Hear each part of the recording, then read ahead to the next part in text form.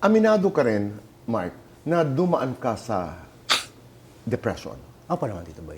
Oo. Um, Have you sought professional help?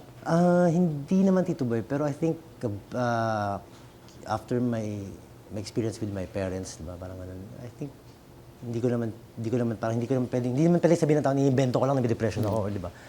Mahirap explain, Tito Boy, ang depression. Hindi, ang latag ko dyan, Mark, ito yung, sabi ko sa tagal ko na sa industriya, itong panahon na ito, hindi ko alam mo bakit sunod-sunod. Ang dami kong mga kaibigan, to be exact 3, na ang pinagdadaanan ay depression.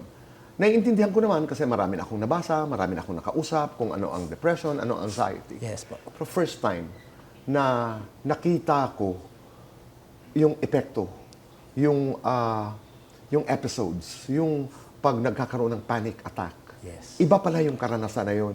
Kaya sobra akong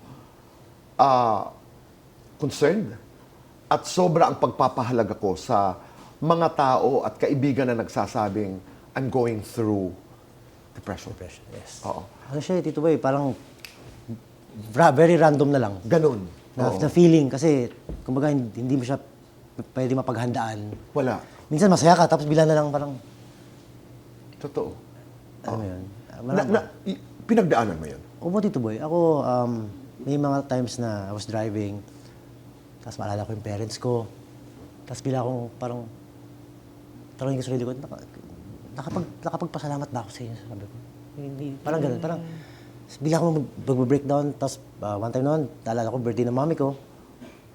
Tapos, nakatulog na ako, kakaiyak. Morning yun, parang ganun. Mga ganun klase. Tapos, syempre, may mga times na yung depression mo medyo madilim.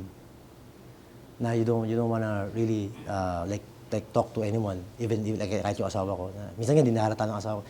Doon ako sa stage na yun, Tito Boy, na magaling na ako magtago ng emotion ko pag depressed ako. Oo.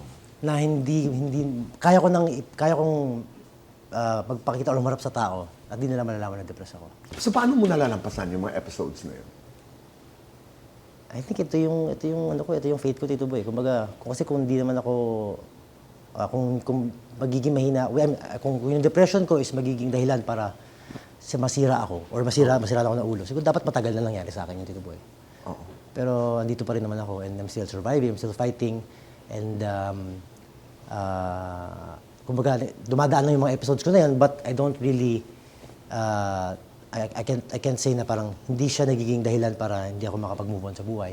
Oo. Yeah. Pero syempre, once in a while, meron siya. Pero hindi na siya, hindi na nagpapatalo, Tito Boy. Kumbaga, parang, wala sa buhay. No, but ang ganda nun. Ang ganda yung bilang bahagi ng proseso ay hindi ako magpapatalo.